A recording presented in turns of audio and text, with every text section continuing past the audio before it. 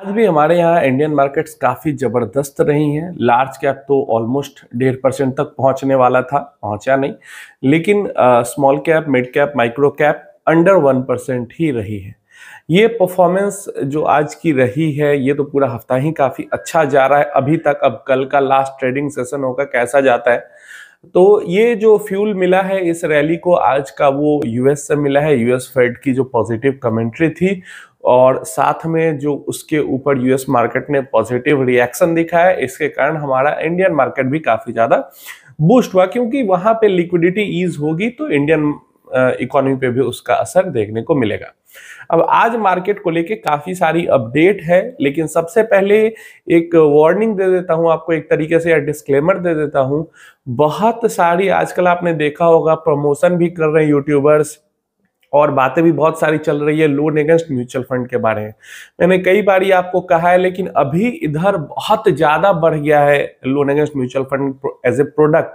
काफी सारी जो मेन स्ट्रीम कंपनीज है वो अपना नया नया एप्लीकेशन लेके आ रही है या डायरेक्टली ही खुद ही ऑफर कर रही है लोन अगेंस्ट म्यूचुअल फंड की। तो आप बिल्कुल भी लोन अगेंस्ट म्यूचुअल फंड के चक्कर में मत पड़ना किसी भी गलत रीजन से। मैंने हमेशा कहा है कि अगर मान लो 2-3-5 महीने बाद आपके पास पैसे आने वाले हैं, तो अभी म्यूचुअल फंड को विड्रॉ करने से अच्छा है लोन अगेंस्ट म्यूचुअल फंड लेके अपना काम कर लो, जो पैसा आएगा वो वापस उससे लोन भर देना। लेकिन अब आपके पास पैसा कहीं से आने वाला नहीं है, आप लोन अगेंस्ट म्यूचुअल फंड ले लोगे और उसको लेके 2 साल 3 साल की ईएमआई चलाते रहोगे, उससे बढ़िया है अपना पैसा निकाल के काम कर लो और पैसा जमा करते रहो जैसे करते हो, वो ज्यादा बेहतर है। तो अब क्या हो रहा है कि ये एक अच्छा प्रोडक्ट है, लेकिन इसको इतना ज्यादा इस तरीके से ऑफर किया जा रहा है कि इन्वेस्टर भी इसमें ट्रैप की तरफ फंसने लगेंगे। और देखो, अगर आप पैसा लोन ही है, अगर आप नहीं दे पाओगे तो वो म्यूचुअल फंड आपका चला जाएगा उसमें। तो इसलिए कोई फ्री का पैसा यहाँ पे नहीं मिल रहा है, तो ट्रैप में मत फंसना। सही में जरूरत हो तभी एलएमएफ को यूज करना, नहीं तो मत करना। अपनी इन्वेस्टमेंट जर्नी को कंटिन्यू करना। चलिए अपडेट्स की बात करते हैं। तो सबसे पहले आज बैंक ऑफ इंग्लैंड की तरफ से अपडेट है, वहां पे भी रेट को पॉज रखा गया है, मतलब स्टेबल रखा गया है, कुछ ऊपर नीचे नहीं किया गया है। जो सारी कमेंट्री यूएस फेड की तरफ से थी, वही सेम कमेंट्री सारी हमें बैंक ऑफ इंग्लैंड की तरफ से भी देखने को मिली है कि इन्फ्लेशन थोड़ा सा बढ़ सकता है शॉर्ट टर्म में, इकोनॉमी के अंदर थोड़ी सी स्लो डाउन आ सकती है ग्रोथ के अंदर, यही सारी चीजें। एक चीज जो अलग यूएस फेड से इन्होंने कही है कि यूएस फेड ने कहा था कि 2 रेट कट और होंगे इस साल। यहाँ पे जो बैंक ऑफ इंग्लैंड है उन्होंने भी कहा है कि जो इंटरेस्ट रेट है वो डिक्लाइनिंग पथ पे है, मतलब फ्यूचर में कम ही होगा इंटरेस्ट रेट, लेकिन आने वाले कुछ मीटिंग्स के अंदर ही इसको कम कर दिया जाए, ये कोई जरूरी नहीं है, ऐसी वार्निंग उन्होंने जरूर दी है। इकोनॉमिक, ग्लोबल इकोनॉमिक जो अनसर्टेनिटी क्रिएट हुई है, सीधा साधा उनका जो इशारा था वो ट्रम्प टैरिफ की तरफ था, इसके कारण जो इकोनॉमी के अंदर हो सकता है थोड़ी सी स्लो डाउन आए, इन्फ्लेशन थोड़ा सा बढ़ जाए।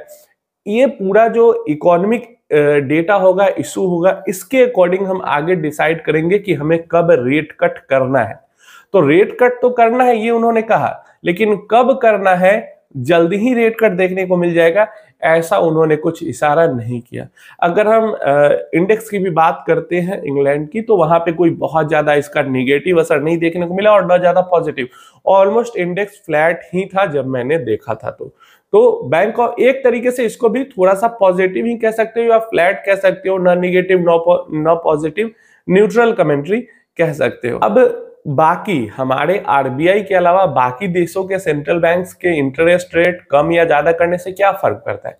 अब देखिए, इंटरेस्ट रेट कम ज्यादा करने से फर्क पड़ता है, बाकी देशों का इंटरेस्ट रेट अगर कम रहेगा तो हमारे पास फॉरेन इनफ्लोज ज्यादा आएंगी। याद होगा जापान ने जब इंटरेस्ट रेट बढ़ाया था तो कैसे पूरी दुनिया से पैसा वापस जापान के अंदर खींचने लगा था।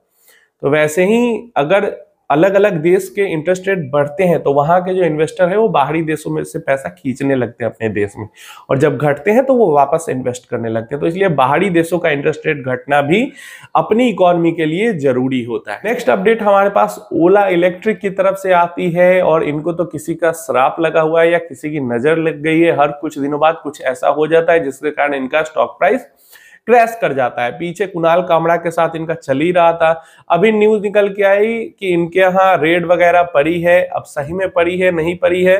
प्लस जो दिक्कत इनके स्टॉक के साथ हुई है वो ये है कि ऐसा कहा जा रहा है कि इनका जो सेल्स फिगर्स है वो बहुत ज्यादा मैनिपुलेटेड है, मतलब एक्चुअल में इनकी उतनी सेल्स नहीं हो रही जितना नंबर में सेल्स ये दिखा रहे हैं। अब ये एक तरीके से यही कह सकते हो कि इल्जाम की तरह है, कुछ भी यहाँ पे क्लियरिफाई नहीं है, लेकिन ऐसी बातें हो रही हैं कि सेल्स फिगर जो है इनके वो मैनिपुलेटेड है और इसको लेके इनके यहाँ रेड पड़ी है। सब कुछ क्लियर होगा तो और स्टॉक प्राइस गिरा। पता नहीं लोगों ने इन्वेस्ट क्यों किया था, मैंने तो जब आईपीओ आया था तभी बोला था इसके अंदर इन्वेस्ट नहीं करने को, क्योंकि भाई इनके जो फाउंडर है उनकी जितनी भी कंपनीज है एक भी कंपनी प्रॉफिटेबल नहीं है, लॉस में ही इतने सालों सालों से चली जा रही है और दूर दूर तक प्रॉफिट की उम्मीद भी नहीं दिख रही। ऐसा होता है कुछ कंपनी में दिखती है उम्मीद, लेकिन यहाँ पे उम्मीद भी नहीं दिख रही, बस सपने सपने पे चल रही है सारी कहानियां यहाँ पे।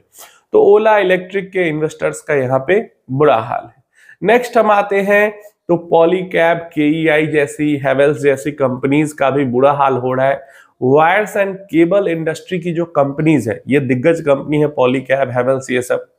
अब कुछ दिनों पहले ये न्यूज आई थी, न्यूज क्या कंफर्म्ड ही न्यूज है कि जो अल्ट्राटेक सीमेंट जिसका है, तो अल्ट्राटेक वायर्स एंड केबल्स में एंट्री करने जा रही है, अपना प्लांट लगाएंगे, अगले 2 साल में प्लांट लगाएंगे, एक्सपेंशन करेंगे, इसके अंदर सेल्स वगैरह मतलब मैन्युफैक्चरिंग करेंगे वायर्स एंड केबल्स की।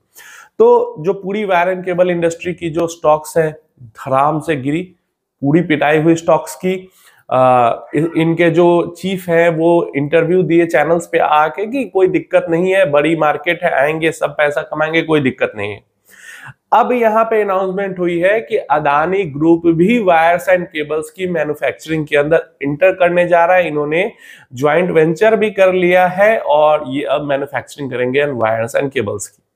तो देखो कितना भी कोई कहे, लेकिन दिक्कत तो है। दिक्कत क्यों है? मान लो टोटल जो मार्केट साइज है वायर्स एंड केबल्स का वो 100 रुपए का है।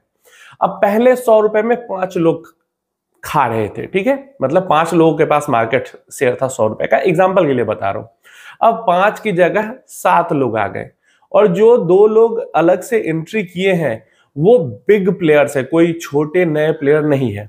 तो ये जो 2 और लोग यहाँ पे आ गए उसी 100 रुपए में खाने, अब इससे क्या होगा कि जो पहले से एग्जिस्टिंग प्लेयर्स हैं उनका मार्केट शेयर घट जाएगा, क्योंकि ये जो दोनों प्लेयर हैं बड़े प्लेयर हैं, डिस्ट्रीब्यूशन नेटवर्क है और वायर्स केबल्स का पूरा काम है डिस्ट्रीब्यूशन पे चलता है।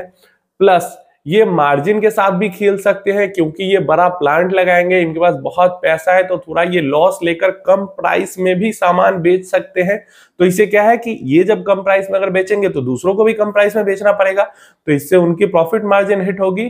तो अभी वायर्स, ये दोनों प्लेयर की एंट्री होने के बाद वायर्स एंड केबल्स जो इंडस्ट्री है स्टॉक मार्केट रिटर्न्स के मायने से मुझे लगता है थोड़े टाइम तक डिस्टर्ब जरूर रहेगी, क्योंकि ये जो 2 चीजें हैं, मार्केट शेयर का घटना और प्रॉफिट मार्जिन का घटना, ये दोनों डेफिनेटली अफेक्ट लेने वाला है। तो ये टोटल अपडेट्स थी आज की। इंडियन मार्केट्स बहुत अच्छा इस हफ्ते तक गई है और क्योंकि 5 महीने से लगातार पीछे गिर भी गई थी, तो अब लगातार महीने दर महीने गिरते ही रहे ऐसा भी नहीं हो सकता। तो देखते हैं कल के ट्रेडिंग सेशन में क्या होता है। वैसे आज तक की जो अपडेट है वो तो काफी पॉजिटिव है, कोई बुरी न्यूज नहीं आई है। रशिया यूक्रेन का वॉर भी सीज फायर की तरफ बढ़ रहा है, जो क्रूड ऑयल है वो भी नीचे है और जो डॉलर इंडेक्स है, यूएस डॉलर की बात नहीं कर रही, यूएस डॉलर और डॉलर इंडेक्स में अंतर होता है। तो डॉलर इंडेक्स का ऊपर चढ़ना हमारे लिए निगेटिव होता है, डॉलर इंडेक्स का नीचे गिरना हमारे लिए पॉजिटिव होता है। तो डॉलर इंडेक्स भी नीचे है, क्रूड ऑयल का भी वैसे ही ऊपर चढ़ना हमारे लिए निगेटिव होता है, क्रूड ऑयल का नीचे आना हमारे लिए पॉजिटिव होता है, तो क्रूड ऑयल भी नीचे है। तो सारी चीजें पॉजिटिव दिख रही है। अब देखते हैं रात भर में क्या कुछ नेगेटिव न्यूज आती है और क्या उसका कल मार्केट पे अफेक्ट होता है। नहीं तो कल का मार्केट भी अच्छा जाना चाहिए। कोई प्रेडिक्शन नहीं कर रहा, ये मेरी एक्सपेक्टेशन है आसपास जो चीजें चल रही हैं उसको लेकर। शॉर्ट टर्म में मैंने बार बार बोला है आपको, इमोशन पे मार्केट काम करती है, लॉन्ग टर्म में ग्रोथ पे काम करती है।